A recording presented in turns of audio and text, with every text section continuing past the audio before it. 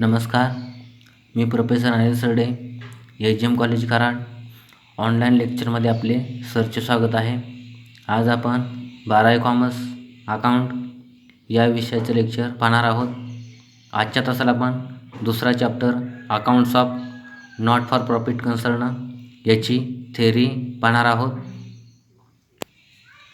थेअरीमध्ये आपण receipt and payment अकाउंटच्या खाली आपल्याला एक्झाम्पलमध्ये ॲडिशनल इन्फॉर्मेशन दिलेले असतात किंवा त्याला आपण ॲडजस्टमेंट असं म्हणतो.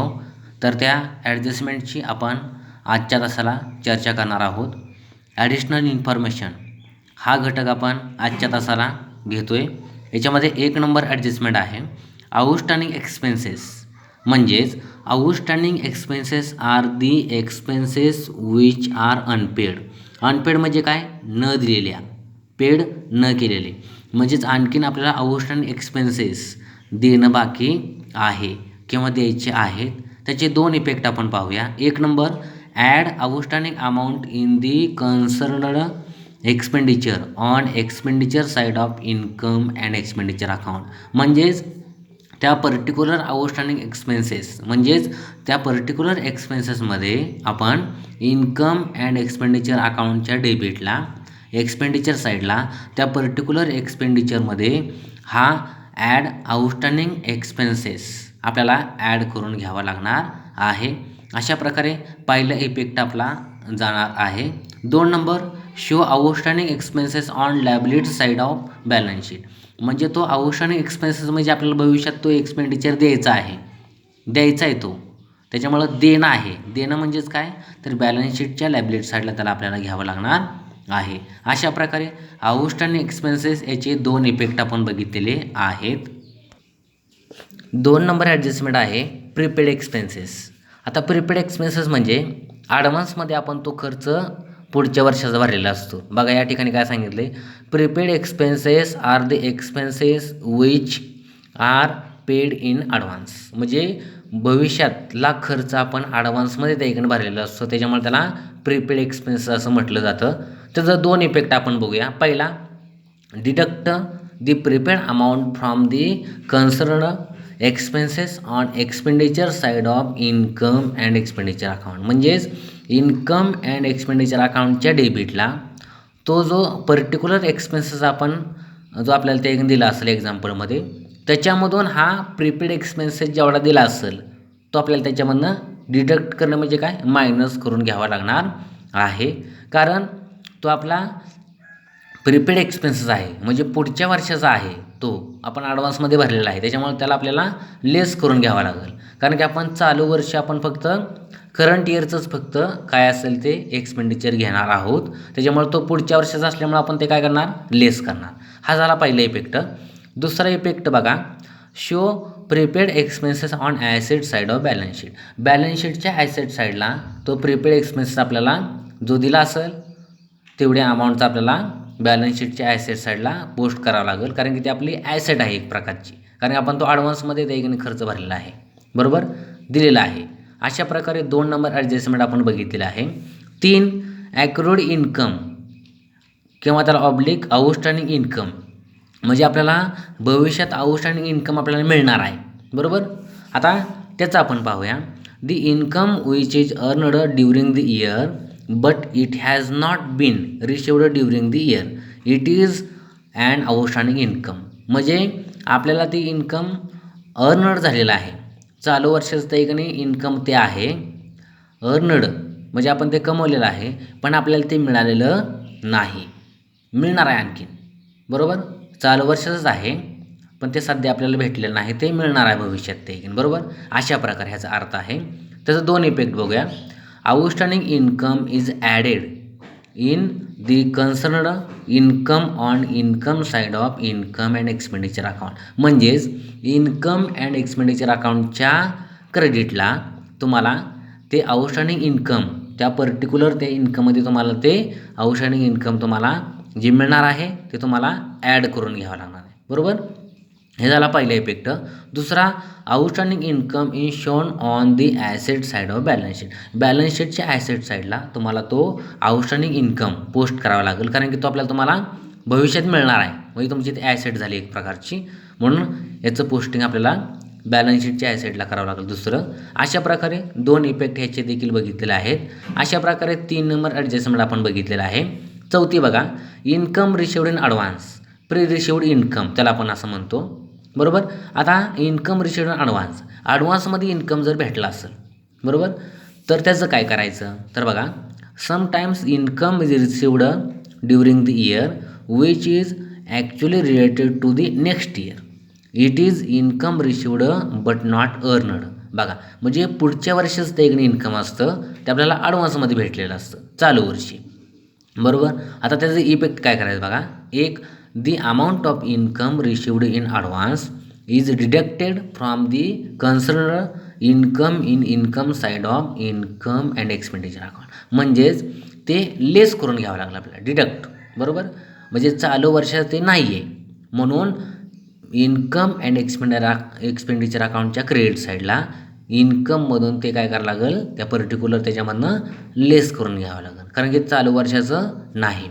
दुसरा effect, show on the liability side of balance sheet. दुसरा इफेक्ट बॅलन्स शीटच्या लायबिलिटी साईडला तुम्हाला दाखवावं लागणार आहे. अशा प्रकारे 4 नंबर ॲडजस्टमेंट आपण बघितलेली आहे. त्याच्यानंतर 5 नंबर आहे subscription received in advance and outstanding subscription. म्हणजे ॲडव्हान्समध्ये सबस्क्रिप्शन त्या ठिकाणी भेटलं असेल किंवा आउटस्टँडिंग सबस्क्रिप्शन तुम्हाला आणखीन सबस्क्रिप्शन त्या ठिकाणी भेटणार असेल, तर त्याचं काय करायचं, तर त्याची आपण माहिती बघूया. Subscription is a revenue income. सबस्क्रिप्शनला आपण रेव्हेन्यू इन्कम असं म्हणतो. Of not for profit concern. Not for profit concern या चॅप्टरमध्ये आपण सबस्क्रिप्शन हा घटक पाहतोय, तर ते एक प्रकारचं सबस्क्रिप्शन हे रेव्हेन्यू इन्कम असतं, बरोबर. म्हणजे नफ्याचा हेतू नसलेल्या संस्थेमध्ये आपल्याला सबस्क्रिप्शन दिलेलं असेल, तर ते आपलं काय असतं, रेव्हेन्यू इन्कम असते एक प्रकारचं, बरोबर. पुढे, subscription may be given periodically. All members have to pay subscription regularly. सगळे मेंबर्स त्या ठिकाणी रेग्युलरली त्या ठिकाणी सबस्क्रिप्शन त्या ठिकाणी पे करत असतात. It is credited to income and expenditure account. तर हे कुठे घ्यायचं, तर इन्कम अँड एक्सपेंडिचर अकाउंटच्या क्रेडिट साईडला घ्यायचं, बघा, बरोबर, लक्षात राहिलं. आता subscription can be classified as. आता सबस्क्रिप्शन आपल्याला अनेक प्रकारचे त्या ठिकाणी दिलेले असतात, ते आपण पाहूया. Subscription of current year received in the current year. चालू वर्षात सबस्क्रिप्शन असतं, चालू वर्षी मिळालेलं असतं, बरोबर, हा एक प्रकार झाला. Subscription of previous year received in current year. गेल्या वर्षी सबस्क्रिप्शन असेल, चालू वर्षी भेटलं असेल, ते एक झालं. Subscription of next year received in the current year. पुढच्या वर्षात सबस्क्रिप्शन आहे, चालू वर्षी मिळालं. Subscription of current year is outstanding. आणखीन सबस्क्रिप्शन तुम्हाला चालू वर्षाचं म्हणजे करंट इयरचं आपल्याला तुम्हाला मिळणार आहे. अशा प्रकारे अनेक प्रकारचे सबस्क्रिप्शन दिलेले असतात. तर आपण ते एक्झाम्पल सोडवताना किंवा तुम्हाला फॉर्मॅटमध्ये मी सांगितलेलं आहे बघा, कोणतं सबस्क्रिप्शन घ्यायचं, तर करंट इयरचं सबस्क्रिप्शन घ्यावं लागणार आहे आणि पाठीमागच्या वर्षाचं प्रिव्हियस इयरचं किंवा पुढच्या वर्षाचं नेक्स्ट इयरचं तुम्हाला लेस करून घ्यावं लागणार आहे, बरोबर. ते तुम्हाला फॉर्मॅटमध्ये मी स्पेसिमेनमध्ये सांगितलेलं आहे. अशा प्रकारे 5 नंबर ॲडजस्टमेंट देखील आपण बघितलेले आहे, बरोबर. आता 6 नंबर आहे डेप्रिशिएशन. आता डेप्रिशिएशनला आपण घसारा असं म्हणतो. आता त्याचं depreciation is a nominal account. आता डेप्रिशिएशनला नॉमिनल अकाउंट असं म्हटलेलं आहे. का म्हटलेलं आहे, तर नॉमिनल अकाउंटचा नियम काय सांगतो, रूल्स काय सांगतो, तर debit all expenses and losses and credit all incomes and gains. म्हणजेच डेप्रिशिएशन आपण कधी पण डेबिट साईडला घेतो, बरोबर. म्हणून 2 इफेक्ट बघूया. पहिला इफेक्ट आहे debit side of income and expenditure account. Income and expenditure अकाउंटच्या डेबिटला तुम्हाला हा डेप्रिशिएशन घ्यावं लागणार आहे एक्सपेंडिचर साईडला. 2, deduct from the concerned asset from balance sheet. Balance शीटच्या ॲसेट साईडला त्या पर्टिक्युलर ॲसेटमधनं ते डेप्रिशिएशन तुम्हाला मायनस करून घ्यावं लागेल. अशा प्रकारे 2 इफेक्ट आपण 6 नंबर ॲडजस्टमेंटचे देखील बघितलेले आहेत.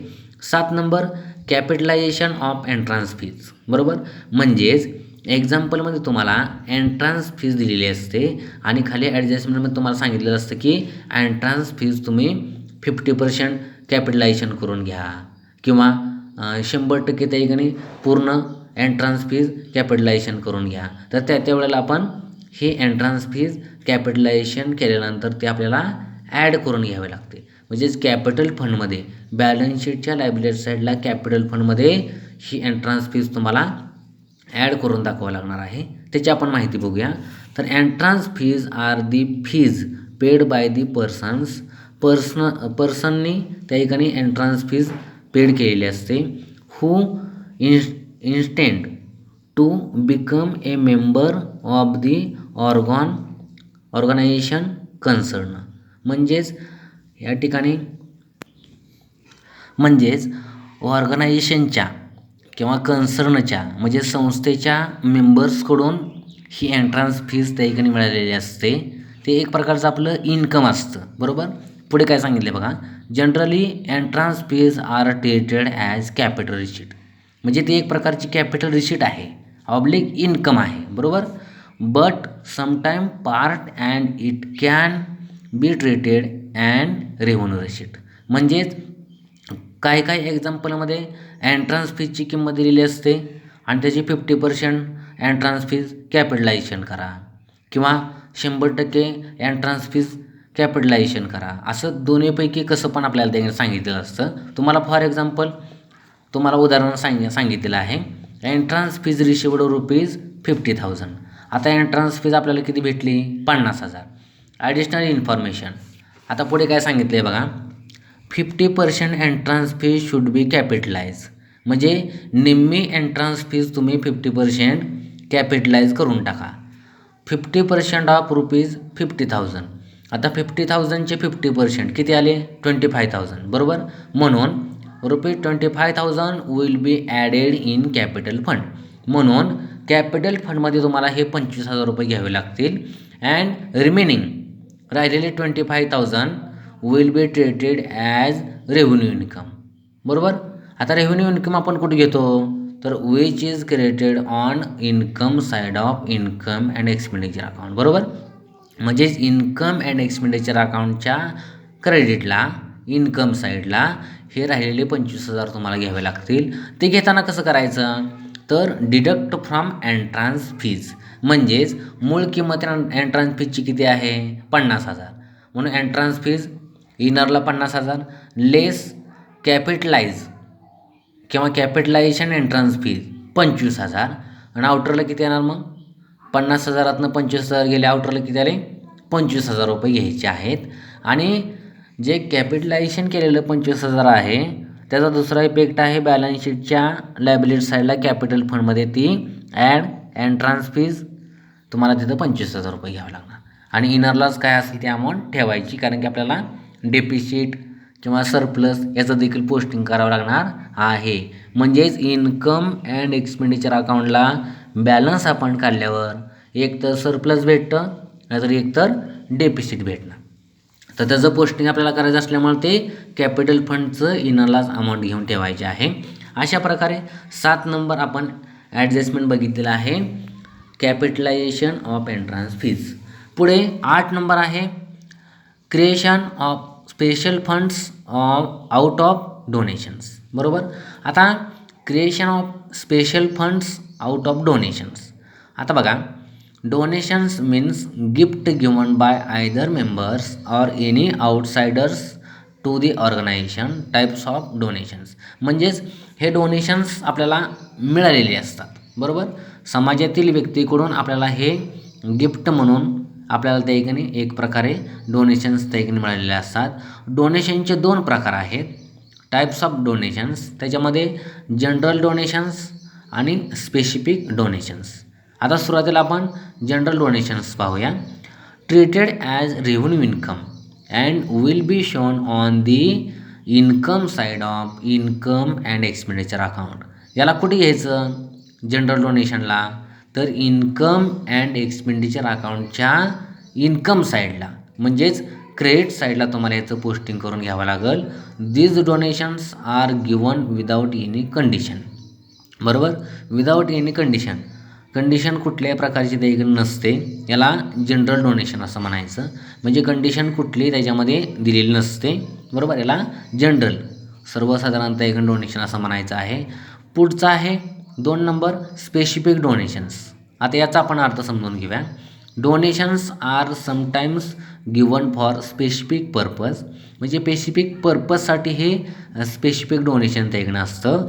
दी donor donations for building fund, donations for prize fund, donations for sports tournaments, अशा प्रकारचे हे स्पेसिफिक डोनेशनचे आपल्याला त्याकडे उदाहरणं सांगितलेलं आहेत. Such donations should be shown on the liabilities side of balance sheet. तर ह्या स्पेसिफिक डोनेशनला कुठे घ्यायचं, तर बॅलन्स शीटच्या लायबिलिटी साईडला ह्या स्पेसिफिक डोनेशनला घ्यायचं. आणि जनरल डोनेशनला कुठे घ्यायचं, तर त्याला घ्यायचं इन्कम अँड एक्सपेंडिचर साईडच्या क्रेडिट साईडला, इन्कम साईडला घेऊन टाकायचं, बरोबर. अशा प्रकारे 8 नंबर देखील आपण ॲडजस्टमेंट बघितलेली आहे. आता 9 नंबर पाहूया, स्टॉक ऑफ स्टेशनरी. आता स्टेशनरीचा स्टॉक दिलेला आहे. आता ते कसं सोडवायचं बघा. तर स्टेशनरी इज ॲन एक्सपेंडिचर. आता स्टेशनरी आपण घेतली तर तो एक प्रकारचा काय आपला एक्सपेंडिचर आहे. It is a consumable item, बरोबर. हा कंझ्युमेबल आयटम त्या ठिकाणी आहे stationery. It may be calculated as under. कसं ह्याचं कॅल्क्युलेशन करायचं तर ते आपण बघूया. आता पहिल्यांदा दिलेलं आहे ओपनिंग स्टॉक ऑफ स्टेशनरी. तर आपल्या स्टेशनरीचं ओपनिंग स्टॉक किती आहे, बरोबर. तर त्याचं आपल्याला इथं पोस्टिंग त्या ठिकाणी घ्यायचं. Add purchases of stationery during the year. म्हणजेच चालू वर्षी आपण स्टेशनरी त्या ठिकाणी खरेदी केली का, केली असेल तर त्याच्यामध्ये काय करायचं, ॲड करून त्या ठिकाणी घ्यायचं. त्याच्यानंतर ॲड आणखीन outstanding stationery bill.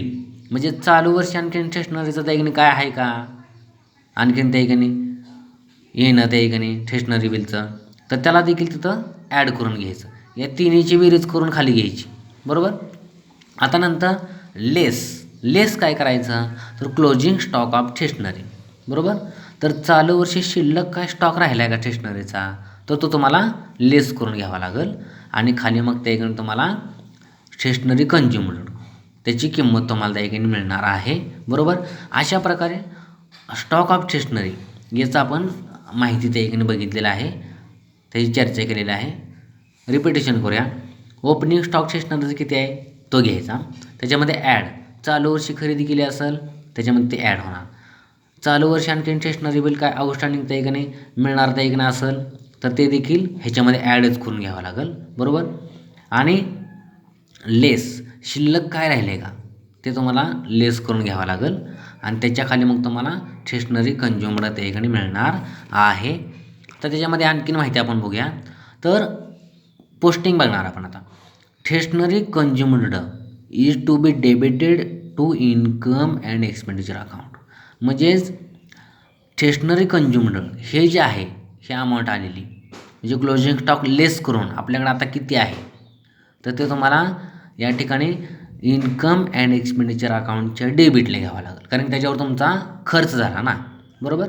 And closing stock and stationery will be shown on asset side of balance sheet. शिल्लक किती राहिलेलं आहे ते तुम्हाला कुठे घ्यावं लागेल, बॅलन्स शीटच्या ॲसेट साईडला, बरोबर. Some treatment I did to be given for sports material consumed, medicines, drugs, बरोबर. हे असं तुम्हाला त्याची उदाहरणं सांगितलेली आहेत. अशा प्रकारे 9 नंबर देखील आपण ॲडजस्टमेंट बघितलेली आहे. त्याच्यानंतर 10 नंबर आहे opening balances of asset and liabilities opening balance sheet. म्हणजे ओपनिंग बॅलन्स शीटला ओपनिंग बॅलन्सेस कशाचे ॲसेट्स अँड लायबिलिटीज त्याची देखील आपण माहिती बघूया. At the beginning of accounting year the accounts of assets and liabilities show balance. म्हणजेच या ठिकाणी अकाउंटिंग इयर चालू होत असताना आपल्याला ॲसेट्स अँड लायबिलिटीजचे त्या ठिकाणी बॅलन्स दिलेले असतात. With this opening balances opening balance sheet is prepared. मग ते आपण ओपनिंग बॅलन्स शीटमध्ये घेतो, प्रिपेअर्ड त्या ठिकाणी करतो. While preparing final accounts of the concerner these balance are property taken into account. ती एक प्रकारची आपली प्रॉपर्टी देखणे असते. बरोबर. Capital fund should be represented on liability side of balance sheet. बरोबर. आता कॅपिटल फंड आपण कुठे घेतो, तर बॅलन्स शीटच्या लायबिलिटी साईडला आपल्याला हा कॅपिटल फंड टेकन घ्यावा लागतो. बरोबर. अशा प्रकारे आपण 10 नंबर देखील ॲडजस्टमेंट आपण बघितलेला आहे. त्याच्यानंतर इम्पॉर्टंट टर्म्स. आता बी जो त्या ठिकाणी आपल्याला दिलेला आहे तो इम्पॉर्टंट टर्म्स तुम्हाला दिलेले आहे. त्याच्यामधली एंट्रन्स फीज आपण मगाशीच त्या ठिकाणी बघितलेलं आहे. सबस्क्रिप्शन्स मगाशीच त्या ठिकाणी आपण डिटेलमध्ये बघितलेलं आहे. बरोबर. 3 नंबर लिगसी. आता लिगसी म्हणजे काय, तर legacy means gift received under the will on the death of a donor. डोनरने जे आपल्याला त्या ठिकाणी दिलेले असतं त्या ठिकाणी गिफ्टमधून, डोनरकडून आपल्याला गिफ्ट म्हणून जे त्या ठिकाणी फीज ऑदर काही त्या ठिकाणी भेटलं असेल. आता त्याचं जर त्या ठिकाणी डेथ झालं, बरोबर, आणि डेथ झाल्यानंतर जे आपल्याला त्या ठिकाणी मिळतं गिफ्ट म्हणून किंवा त्याचं आपल्या बिझनेसमध्ये त्या ठिकाणी त्याची अमाऊंट उरते, त्याला काय म्हणायचं, लिगसी. बघा, legacy means gift received under the will on the death of a donor. Donor जो असतो, बरोबर, आपल्याला जो त्या ठिकाणी प्रोव्हाइड करतो वेगवेगळ्या प्रकारच्या फीज, मग त्याचा जर त्या ठिकाणी मृत्यू झाला आणि मृत्यूनंतर जर आपल्याला त्या ठिकाणी काही भेटलं असेल, बरोबर, त्याच्यापासून इन्कमचा सोर्स, तर त्याला लिगसी म्हणायचं. This gift may be for general or specific purpose. तर त्याचा वापर त्या ठिकाणी कसा, तर जनरल ऑर स्पेसिफिक पर्पजसाठी आपण करतो. आता जनरल गिफ्ट म्हणजे काय, तर revenue income which is created on income side of income and expenditure account. आता जनरल गिफ्ट जर असेल त्याला कुठे घ्यायचं, तर इन्कम अँड एक्सपेंडिचर अकाउंटच्या क्रेडिटला इन्कम साईडला घेऊन टाकायचं. आणि special purpose, it is capital receipt, it should be shown on the liability side of balance sheet. Balance शीटच्या लायबिलिटी साईडला ह्याला आपल्याला घ्यावं लागणार आहे. बरोबर. अशा प्रकारे लिगसी हा देखील आपण घटक बघितलेला आहे. पुढे आपल्याला 4 नंबर इम्पॉर्टंट टर्म्समधला 4 नंबर आपण पाहतोय, लाईफ मेंबरशिप फीज. बरोबर. आता लाईफ मेंबरशिप फीज म्हणजे काय, तर in not for profit concern same members pay life membership fees. बरोबर. आता लाईफ मेंबरशिप फीज त्या ठिकाणी आपले मेंबर्स आपल्या नॉट फॉर प्रॉफिट कन्सर्न संस्थेमधले देत असतात. It is non recurring income. बरोबर. हे नॉन रिकरिंग इन्कम आहे एक प्रकारचं. Therefore it will be shown on liability side of balance sheet. बरोबर. लायबिलिटी साईड, बॅलन्स शीटच्या लायबिलिटी साईडला आपल्याला हे घ्यावं लागतं, कारण की आपल्याला ते कधीतरी पे करावं लागणार आहे. ते आपली लायबिलिटीज आहे, देणं हे एक प्रकारचं, त्याच्यामुळे आपल्याला ते लायबिलिटी साईडला घ्यावं लागतं. आपण 4 नंबर देखील पाहिलेला आहे. त्याच्यानंतर 5 नंबर आहे इम्पॉर्टंट टर्म्स. 5 नंबर आहे सेल ऑफ ओल्ड ॲसेट. आता जुने ॲसेट जर आपण त्या ठिकाणी विकली तर त्याचं काय करायचं, आता त्याचं देखील आपण माहिती बघूया. When any asset become obsolete or useless for the concern. बरोबर. ऑब्सोलेट किंवा युजलेस त्या ठिकाणी झाले असेल एखादी asset, it is sold out. मग त्याला आपण काय करतो, विकतो, सेल करतो, सोल्ड करतो. Amount realized on it in a capital receipt. ती एक प्रकारची आपली कॅपिटल रिसीट त्या ठिकाणी असते. The book value of sale of such asset is deducted from the considered asset. म्हणजे आपण बुक व्हॅल्यू त्या ॲसेटची किती आहे आणि आपण विकले कितीला हे आपल्याला त्याचा देखील आपल्याला माहिती पाहावी लागते. The difference between the book value and realized value is either profit on loss on sale of asset. म्हणजे त्याला काय म्हणतो आपण, प्रॉफिट तर मिळतो एक तर किंवा लॉस तर मिळतो. म्हणजे ते ॲसेट विकून प्रॉफिट तर त्या ठिकाणी होतो किंवा लॉस तर होतो. त्याचे उदाहरण तुम्हाला सांगतो. 10,000ची ॲसेट असेल, बरोबर, म्हणजे बुक व्हॅल्यू 10,000 आणि विकले आपण 8,000ला, तो 2,000 रुपये काय झाला, लॉस झाला. 10,000 रुपये ॲसेटची किंमत आहे, 12,000ला विकली, म्हणजे बुक व्हॅल्यू 10,000 आहे, विकली सेल केली 12,000ला, तर 2,000 रुपये काय झाला, आपला प्रॉफिट झाला. अशा प्रकारे it there is a profit it should be shown to income side of income and expenditure account. जर इन्कम झाला, जर ॲसेट तुम्ही सोल्ड केली, विकली, जर इन्कम झाला तर तुम्ही इन्कम साईडला घेणार. If there is a loss it should be shown on expenditure side of income and expenditure account. Loss झाला तो तुम्ही कुठे घेणार आहे, एक्सपेंडिचर साईडला तो घेणार आहात. बरोबर. अशा प्रकारे सेल ऑफ ओल्ड ॲसेट आपण दोन्ही प्रकारे त्याची माहिती आपण बघितलेली आहे. म्हणजे ॲसेट कितीला आहे, बुक व्हॅल्यू ॲसेटची किती आहे आणि विकली कितीला ॲसेट, सेल कितीला केली, या दोन्हीमधला डिफरन्स म्हणजेच प्रॉफिट किंवा लॉस. तर तुम्हाला त्याचं उदाहरण मी छोटंसं सांगितलेलं आहे, त्याच्यावरून तुम्हाला ते समजलेलं असेल. पुढे 6 नंबर इम्पॉर्टंट टर्म्स काय सांगितले बघूया. Sale of scrap. स्क्रॅप म्हणजे काय, वापरात नसलेलं ते एक स्क्रॅप असतं. न्यूजपेपर हे जर विकले तर scrap of old materials is sold in the market. विकलं आपण ते मटेरियल मार्केटमध्ये, तर it is treated as recurring income. ह्याला रिकरिंग इन्कम म्हणायचं. Therefore it is created to income side of income and expenditure account. म्हणजे तुम्ही scrap sale केलं, न्यूजपेपर सेल केलं, त्याच्यापासून तुम्हाला पैसे भेटले, इन्कम भेटलं, तर तुम्ही कुठे घेणार, इन्कम साईडला घेणार. बरोबर. Sale of old newspaper is a miscellaneous income.